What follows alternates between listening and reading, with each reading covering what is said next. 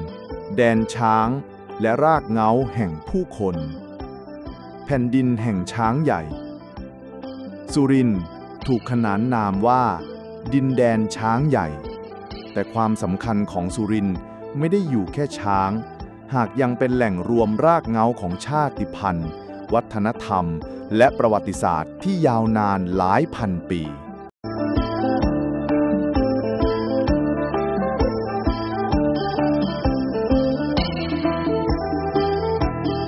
ก่อนรากเหง้าโบราณชุมชนก่อนประวัติศาสตร์ก่อนที่สุรินทร์จะกลายเป็นเมืองแห่งช้างใหญ่ก่อนที่ปราสาทหินจะถูกสลักขึ้นเพื่อถวายแด่เทพเจ้าบนแผ่นดินผืนนี้เคยมีมนุษย์กลุ่มแรกๆเข้ามาตั้งรกรากทิ้งร่องรอยให้เราได้ตามรอยกลับไปสู่ยุคสมัยอันมืดมัวในหมอกแห่งกาลเวลานี่คือเรื่องราวของรากเหง้าโบราณสุรินทร์ในยุคก่อนประวัติศาสตร์เสียงก้องจากดินหากเราเดินลงไปในทุ่งโล่งกาบเชิงหรือขุดลึกลงใต้ผิวดินที่บ้านโคกพระเราอาจพบสิ่งที่ดูเหมือนก้อนหินธรรมดาแต่แท้จริงแล้วมันคือเครื่องมือที่มนุษย์โบราณเคยใช้มากว่า 3,000 ปีขวานหินขัดเศษภาชนะดินเผาลูกบัดแก้วที่แวววาวเหมือนดวงดาวในมือใครสักคนเมื่อหลายพันปีก่อนสิ่งเล็กๆเหล่านี้คือเสียงก้องจากดินที่เล่าเรื่องวิถีชีวิตของผู้คนซึ่งไม่มีชื่อไม่ปรากฏในพงศาวดารแต่มีเลือดเนื้อและหัวใจไม่ต่างจากเราคนกับข้าวนักโบราณคดีค้นพบว่าราว 3,000 ถึง 4,000 ปีก่อนที่ราบสูงโคราชและลุ่มน้ำมูลแห่งนี้มีการปลูกข้าวแล้วไม่ใช่เพียงอาหารหากแต่คือรากฐานของการอยู่รอดลองจินตนาการถึงชายหนุ่มหญิงสาวโบราณเดินเรียงกันในทุ่งนาที่เพิ่งถูกถางลมพัดรวงข้าวโบกสะบัดเหมือนทะเลสีทองเด็กๆวิ่งเล่นริมลำห้วยผู้เฒ่าสารตะกร้าใต้ร่มไม้ใหญ่พวกเขายังไม่รู้จักคำว่าสุรินทร์แต่พวกเขากำลังสร้างรากฐานให้แผ่นดินนี้มีชีวิตความเชื่อและพิธีกรรมทุกสังคมย่อมมีสิ่งศักดิ์สิทธิ์สำหรับผู้คนก่อนประวัติศาสตร์ที่นี่ต้นไม้ใหญ่หินผาแม่น้ำล้วนถูกยกย่องเป็นที่สถิตแห่งวิญญาณเมื่อมีคนตายพวกเขาจะฝังไว้ในดินพร้อมของใช้เครื่องปั้นดินเผาหรือแม้แต่กำไลลูกบัตรเหมือนจะบอกกับผู้จากไปว่าแม้ชีวิตจะสิ้นสุดแต่การเดินทางยังไม่จบนี่คือภาพสะท้อนของความเชื่อเรื่องวิญญาณและการนับถือผีบรรพบุรุษที่ยังหลงเหลือให้เห็นในพิธีกรรมบางอย่างของชาวสุรินทร์จนถึงทุกวันนี้เส้นทางการแลกเปลี่ยนสิ่งน่าทึ่งคือแม้จะอยู่ลึกในแผ่นดินอีสานใต้แต่คนสุรินทร์โบราณไม่ได้โดดเดี่ยวเราพบลูกบัดแก้วที่ไม่ใช่ผลิตผลจากท้องถิ่นแต่นำเข้ามาจากแดนไกลผ่านเครือข่ายการค้าโบราณบางทีเส้นทางเหล่านี้อาจเชื่อมโยงไปถึงชายฝั่งทะเลจีนอินเดียหรือโลกที่ไกลกว่านั้นการแลกเปลี่ยนไม่ใช่เพียงสินค้า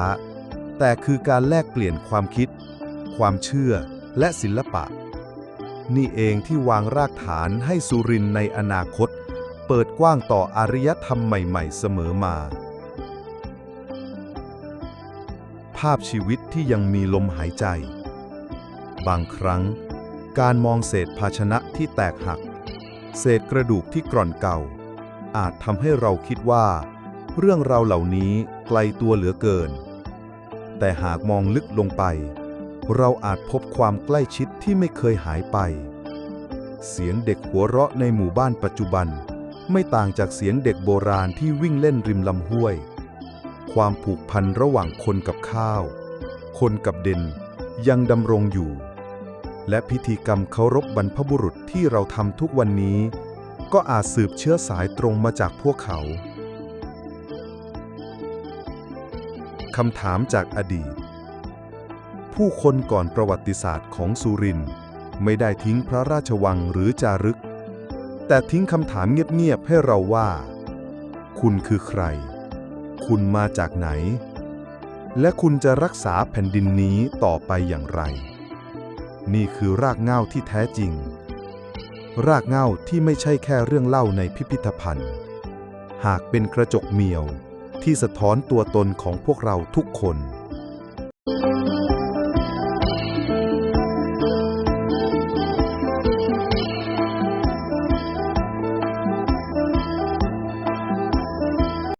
ตอนร่องรอยทวารวดีและวัฒนธรรมท้องถิ่น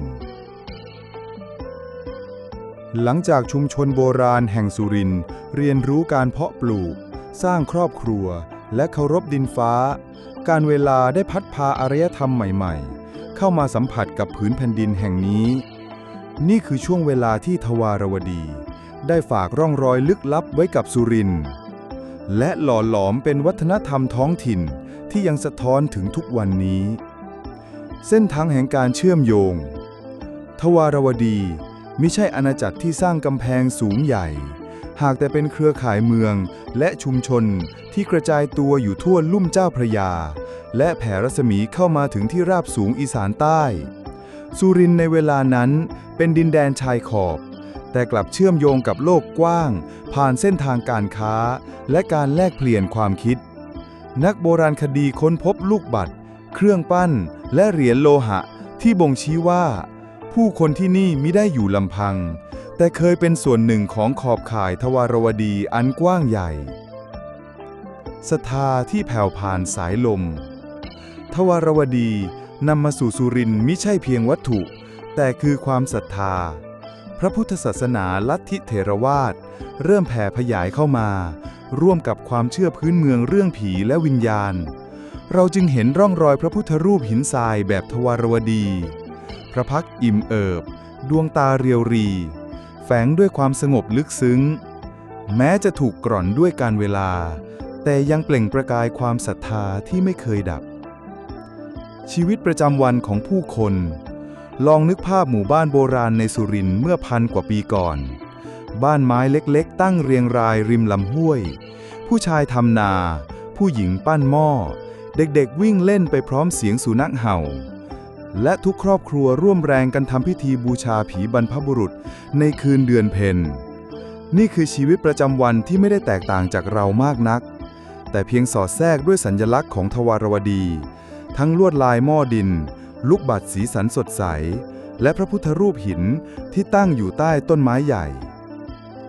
ศิลปะที่บอกเล่าเรื่องราวทวารวดีมักทิ้งร่องรอยไว้ในศิลปะที่สุรินทร์เราพบเศษเครื่องปั้นที่มีลวดลายเรขาคณิตงดงามเรียบง่ายแต่แฝงความหมายลายเส้นวนซ้ำๆเปรียบเสมือนสัญลักษณ์ของจักรวาลบอกเราว่าผู้คนที่นี่มิได้มองโลกเพียงด้วยตาแต่ยังมองด้วยหัวใจและความเชื่อและบางทีการนั่งมองลายเส้นบนหม้อดินโบราณอาจทำให้เรารู้สึกเชื่อมโยงกับใครสักคนที่เคยถือผู้กันเมื่อ1,000 ปีก่อนการผสมผสานของความเชื่อทวารวดีไม่ได้เข้ามาแทนที่วัฒนธรรมท้องถิ่นแต่ค่อยๆผสานศรัทธาในพระพุทธศาสนาผูกพันกับความเชื่อเรื่องผีพิธีบูชาไฟเพื่อขอฝนยังคงอยู่เคียงคู่กับการทำบุญตักบาตรเสียงคล้องกลองและบทสวดมาผสานกับเสียงพิธีกรรมเรียกขวัญความหลากหลายเช่นนี้ทำให้สุรินทร์ไม่เคยหยุดนิ่งแต่เติบโตด้วยความแตกต่างที่อยู่ร่วมกันมรดกที่ไม่ใช่เพียงวัตถุสิ่งที่ทวารวดีทิ้งไว้ในสุรินทร์ไม่ได้มีเพียงเศษหินหรือหม้อดินหากแต่คือมรดกทางจิตวิญญาณความเชื่อในการอยู่ร่วมกับธรรมชาติการเคารพบรรพบุรุษและการยึดเหนี่ยวพระพุทธศาสนา นี่คือเมล็ดพันธุ์ที่งอกงามและสืบต่อจนกลายเป็นเอกลักษณ์ของคนสุรินทร์ในทุกยุคสมัยแม้ชื่อทวารวดีอาจเลือนหายไปจากความทรงจำของผู้คนแต่เสียงของมันยังคงอยู่ในลายผ้าไหมในเสียงคล้องกลองยามงานบุญและในแววตาของชาวสุรินทร์ที่ยังศรัทธาต่อบรรพชนร่องรอยเล็กๆที่ฝังอยู่ใต้ผืนดินกำลังบอกเราว่าสุรินทร์มิได้เพิ่งถือกำเนิดขึ้น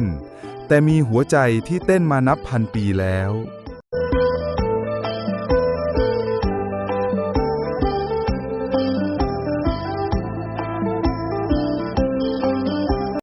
ตอนอิทธิพลอาณาจักรขอมพุทธศตวรรษที่ 12 ถึง 16 การเวลาหมุนเวียนเข้าสู่พุทธศตวรรษที่ 12 เสียงกลองศึกและพิธีกรรมจากแดนขอมเริ่มสะท้อนกล้องมาถึงพื้นแผ่นดินสุรินทร์นี่คือยุคที่ศิลปะศาสนาและอำนาจการปกครองของขอมได้กลายเป็นรากลึกในอีสานใต้และร่องรอยของมันยังยืนหยัดในรูปของปราสาทหินที่ไม่เคยสิ้นเสียงเล่าเรื่องหินที่พูดได้ลองจินตนาการถึงก้อนหินศิลาแรงที่ถูกตัดขึ้นมาจากพื้นดินมันเฝ้ามองมือช่างโบราณแกะสลักเป็นปราสาทสูงเสียดฟ้าแต่และรอยสกัดคือรอยมือของอาณาจักรที่ยิ่งใหญ่แต่และรอยสลักคือถ้อยคำที่พูดแทนประวัติศาสตร์ที่สุรินทร์เราเห็นปราสาทหินหลายแห่งเช่นปราสาทศรีขอรภูมิปราสาทตะเมือนและปราสาทบ้านพลวงซึ่งมิใช่เพียงกองหินไร้ชีวิตหากแต่เป็นอนุสรณ์ที่มีลมหายใจของอาณาจักรขอมศาสนาและจักรวาล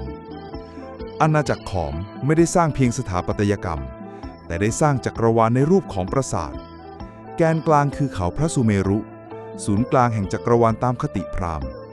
บรรณาลัยสองข้างคือที่ประดิษฐานคัมภีร์และศาสตราสระน้ำรอบปราสาทคือสมุทรศรีทันดรที่ล้อมรอบโลกแต่ที่สุรินทร์ความเชื่อไม่ได้หยุดเพียงพราหมณ์ฮินดูพระพุทธศาสนาก็แทรกซึมเข้ามาในปราสาทเหล่านี้ทำให้พื้นที่เดียวกันกลายเป็นเวทีแห่งการอยู่ร่วมของศรัทธาหลากหลายอำนาจการปกครอง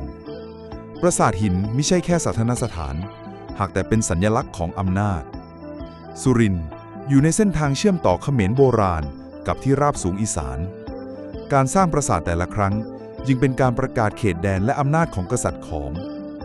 เสาหินและกำแพงไม่เพียงกั้นพื้นที่ศักดิ์สิทธิ์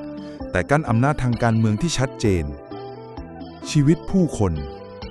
แล้วประชาชนล่ะพวกเขาใช้ชีวิตท่ามกลางอิทธิพลขอมอย่างไร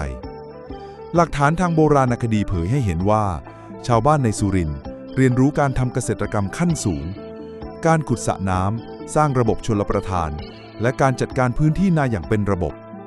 พวกเขาเป็นทั้งเกษตรกรช่างฝีมือและแรงงานผู้แบกหินก่อปราสาททุกเช้าตรู่เสียงค้องและกลองดังขึ้นผู้คนเดินสู่ปราสาทเพื่อบูชาเทพเจ้าแต่ยามค่ำคืนพวกเขาก็ยังสืบต่อความเชื่อผีบรรพบุรุษของตนนี่คือการอยู่ร่วมของความเชื่อที่ไม่ได้ลบล้างแต่ผสมผสานจนเป็นรากเหง้าท้องถิ่นศิลปะที่ฝากไว้หากเรามองลึกเข้าไปที่หน้าบันของปราสาทหินเราจะเห็นภาพสลักของเทวะนาคกินรีและเรื่องราวรามายณะทุกเส้นสายคือบทกวีบนหินแต่ละรอยลวดลายคือสมุดบันทึกที่บอกว่าผู้คนในสุรินทร์สมัยนั้นมองโลกอย่างไรนี่ไม่ใช่เพียงศิลปะเพื่อความงามหากแต่เป็นรหัสลับของวัฒนธรรมและเมื่อเราลองรูปผิวหินที่เย็นเยือกก็อาจได้ยินเสียงเล่าเรื่องจากพันปีก่อนมรดกที่ไม่ตายอิทธิพลขอมไม่ได้หยุดอยู่ที่ปราสาทหินโบราณแต่ยังไหลผ่านสู่ศิลปะการแสดงเพลงพื้นบ้านและความเชื่อที่สืบเนื่องมาจนถึงวันนี้เสียงกลองตาดเสียงพิณเสียงสล้อในงานบุญอาจมีรากเหง้าจากท่วงทำนองขอมโบราณแม้รูปแบบจะเปลี่ยนไปแต่หัวใจของมันยังอยู่ในวิถีชีวิตชาวสุรินทร์ปราสาทที่ยังหายใจ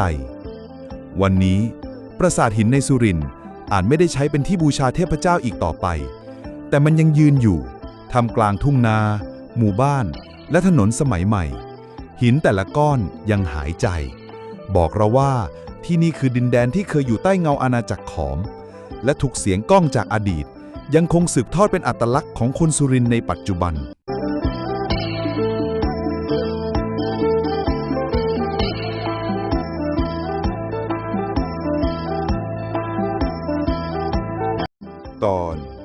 ความรุ่งเรืองของเมืองโบราณ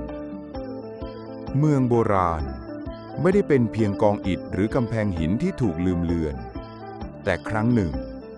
มันคือหัวใจที่เต้นอยู่กลางผืนดินสุรินทร์สูบฉีดความรุ่งเรืองด้านศาสนา ศิลปะ เศรษฐกิจและวัฒนธรรมให้ผู้คนที่อาศัยอยู่รอบมันนี่คือเรื่องราวของยุคที่ผู้คนเรียกว่าความรุ่งเรืองของเมืองโบราณกำแพงเมืองอิฐแต่ละก้อนเคยเฝ้าดูขบวนพ่อค้าเดินทางมาจากแดนไกลเคยได้ยินเสียงกลองศึกและเสียงแตรแห่งชัยชนะในแต่ละช่องประตูเมืองผู้คนหลากเชื้อสายก้าวผ่านทั้งชาวพื้นถิ่นขอมมอญลาวและเขมรนี่ไม่ใช่เพียงเมืองหนึ่งเมืองแต่คือศูนย์รวมผู้คนและเรื่องราวนับพันตลาดกลางแผ่นดินลองจินตนาการถึงตลาดโบราณที่ตั้งอยู่กลางเมืองมีผ้าทอจากท้องถิ่นเครื่องสำริดจากช่างฝีมือข้าวจากทุ่งสุรินทร์ที่อุดมสมบูรณ์แลกเปลี่ยนกับเกลือจากที่ราบสูงขบวนพ่อค้าต่างภาษาเดินสวนกันบางคนมาจากฝั่งทะเลบางคนมาจากฝั่งลาวกลิ่นควันอาหารเสียงหัวเราะและการเจรจาต่อรองทำให้เมืองคือศูนย์กลางเศรษฐกิจที่ไม่เคยหลับศาสนาและความเชื่อหัวใจอีกดวงหนึ่งของเมืองคือศาสนาในใจกลางเมืองโบราณสุสานหินและปราสาทถูกสร้างขึ้นเพื่อเชื่อมมนุษย์กับเทพเจ้าแต่สิ่งที่น่าสนใจกว่านั้นคือการผสมผสานของความเชื่อเทพเจ้าฮินดูอยู่เคียงข้างพระพุทธรูปพิธีกรรมพราหมณ์ดำเนินคู่กับการสวดมนต์แบบพุทธแม้แต่ผีบรรพบุรุษที่ชาวบ้านเคารพก็ยังไม่ถูกลืมเมืองจึงเป็นเสมือนเวทีที่ทุกศรัทธามารวมกันและสร้างความรุ่งเรืองทางจิตวิญญาณให้แก่ผู้คนศิลปะบนผืนดินเมื่อเรามองกำแพงเมืองและโบราณสถานเหล่านี้เราจะพบงานศิลปะที่มากกว่าความงามรูปสลักเทพเจ้ารูปนาคที่เลื้อยอยู่บนบันไดและภาพนักรบที่ถูกจารึกบนหินมันไม่ใช่เพียงการตกแต่งแต่คือเรื่องราวที่ซ่อนอยู่แต่ละเส้นสลักคือวิถีชีวิตแต่ละรอยแกะคือการประกาศถึงพลังและความรุ่งเรืองของเมืองเศรษฐกิจและการคมนาคมการค้าขายทำให้เมืองโบราณเป็นศูนย์กลางที่ผู้คนต้องการเข้ามาเส้นทางคมนาคมทั้งบกและน้ำคือเส้นเลือดใหญ่ที่หล่อเลี้ยงเศรษฐกิจแม้สุรินทร์ไม่มีทะเลแต่เส้นทางเกวียนและลำน้ำสายเล็กๆกลับเป็นสะพานเชื่อมสู่โลกภายนอกสินค้าจากที่นี่จึงกระจายไปยังเมืองอื่นและในทางกลับกันเมืองก็ได้รับความรู้เทคโนโลยีและศิลปะใหม่ๆกลับคืนมาชีวิตในเมืองโบราณไม่ใช่เพียงที่ของกษัตริย์หรือชนชั้นสูงแต่คือบ้านของชาวนาช่างฝีมือนักรบและพ่อค้าทุกเช้าเสียงไก่ขันปลุกเมืองให้ตื่นกลิ่นข้าวสุกจากหม้อดินลอยออกมาจากบ้านเรือนเสียงค้องและกลองเชิญชวนผู้คนสู่พิธีกรรมนี่คือความรุ่งเรืองที่เกิดขึ้นจริงในทุกลมหายใจของผู้คนธรรมดาเมืองที่ยังเต้นอยู่วันนี้กำแพงเมืองอาจพังทลายลงบางส่วนปราสาทอาจเหลือเพียงเงาร่างเงียบงันแต่หากเราหยุดฟังให้ดียังคงมีเสียงก้องจากอดีตเล่าถึงความรุ่งเรืองเมืองโบราณเหล่านี้คือหัวใจที่ยังเต้นอยู่มิใช่เพียงในซากหินเก่าหากแต่ในวัฒนธรรมอัตลักษณ์และวิถีชีวิตของชาวสุรินทร์ทุกวันนี้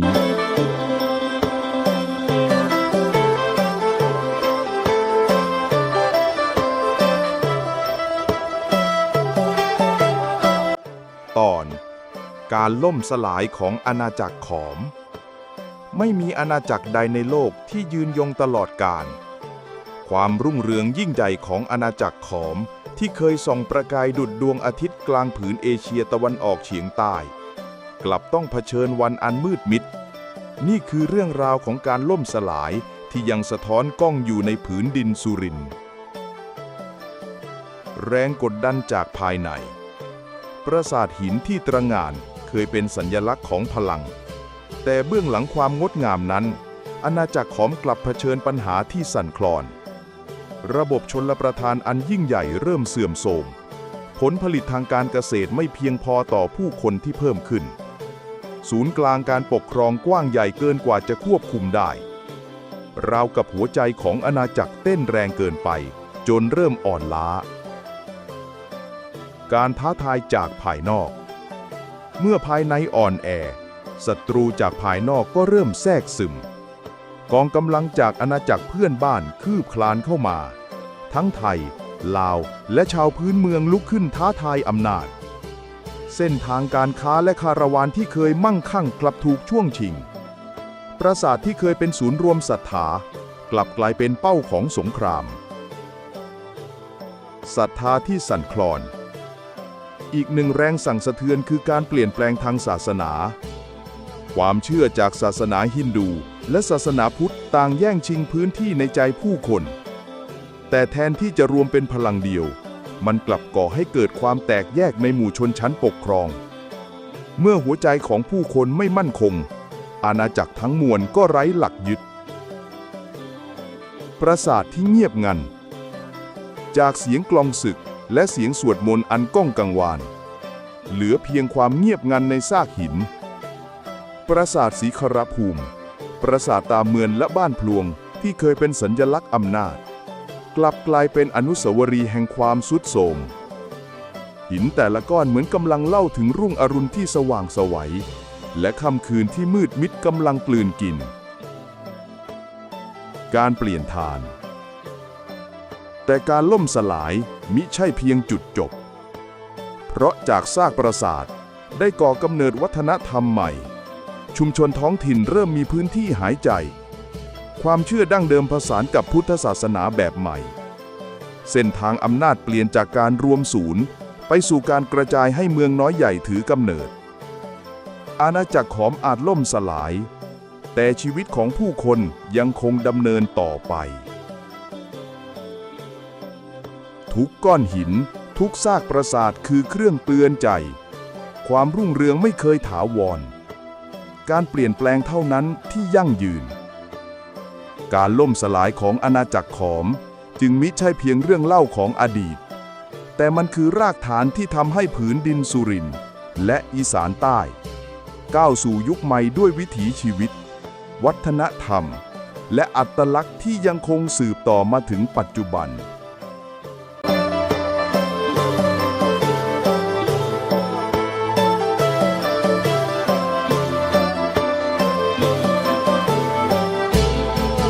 ตอนการก่อร่างชาติพันธุ์สวยเขมรกุยลาวพื้นดินสุรินทร์ไม่เพียงแต่เป็นทางผ่านของอาณาจักรเก่าแก่แต่ยังเป็นรากฐานของชาติพันธุ์ที่หลากหลายจากสวยเขมรกุยจนถึงลาวพวกเขาไม่เพียงอยู่ร่วมกันบนพื้นดินเดียวกันแต่ยังร่วมสร้างเรื่องราววัฒนธรรมและวิถีชีวิตที่ผสมผสานจนเป็นเอกลักษณ์การอพยพและรากเหง้าในยุคก่อนประวัติศาสตร์บรรพชนของสวยเขมรกุยและลาวต่างเคลื่อนย้ายตามลำน้ำและทางภูเขาบางกลุ่มเข้ามาเพื่อตามหาที่ทำกินบางกลุ่มเพื่อหลบภัยสงครามแม้เส้นทางจะแตกต่างแต่พวกเขาก็เลือกตั้งรกรากใกล้แหล่งน้ำและดินอุดมสมบูรณ์การอพยพนี้เหมือนการวางรากฐานของเมืองและชุมชนในอนาคตวัฒนธรรมและการปรับตัวการอยู่ร่วมกันบนผืนดินเดียวไม่ได้หมายความว่าแต่ละชาติพันธุ์เหมือนกัน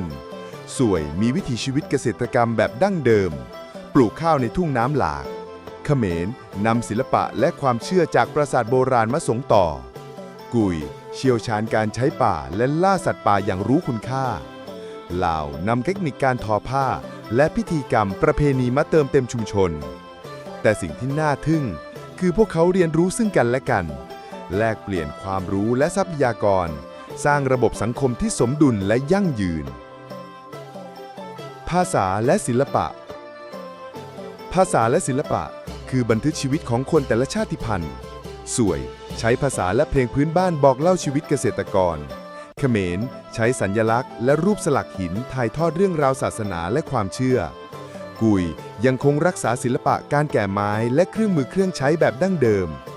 ลาวสร้างบทเพลงและลวดลายผ้าที่เล่าถึงชีวิตความเชื่อและประวัติศาสตร์ การแลกเปลี่ยนศิลปะเหล่านี้ทำให้ชุมชนต่างชาติพันธุ์ผสมผสานอย่างงดงาม เกิดเป็นวัฒนธรรมอีสานที่มีเอกลักษณ์เฉพาะตัว วิถีชีวิตและความเชื่อ แม้แต่ประเพณีและความเชื่อก็สะท้อนการอยู่ร่วมกัน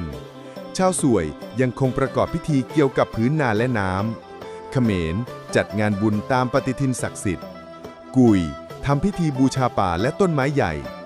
ลาวผสมผสานพิธีกรรมพุทธเข้ากับความเชื่อดั้งเดิม ทุกการปฏิบัติไม่เพียงสร้างความศรัทธา แต่ยังเสริมความสัมพันธ์ระหว่างกลุ่มชาติพันธุ์ ผืนดินสุรินทร์กลายเป็นฉากของความหลากหลายที่กลมกลืน การถ่ายทอดสู่อนาคต รากเหง้าบ่อนชาติพันธุ์เหล่านี้ไม่ได้หายไปตามกาลเวลา แต่ยังคงอยู่ในวิถีชีวิตของคนรุ่นหลัง เด็กๆเรียนรู้จากผู้เฒ่า งานฝีมือถูกส่งต่อจากมือสู่มือ เพลงพื้นบ้านและประเพณียังคงดังอยู่ทุกฤดู พื้นดินสุรินทร์คือพิพิธภัณฑ์แห่งชีวิตที่แสดงให้เห็นว่า การอยู่ร่วมกันและแลกเปลี่ยนทางวัฒนธรรม คือหัวใจของความยั่งยืน สวย เขมร กุย ลาว ทุกชาติพันธุ์คือเส้นใยที่ถักทอพื้นดินให้สมบูรณ์ อดีตและปัจจุบันรวมกันเป็นเรื่องราวที่ยังเติบโต รากเหง้าเหล่านี้ยังคงส่องประกายอยู่ในทุ่งนา หมู่บ้าน และชีวิตผู้คนทุกวันนี้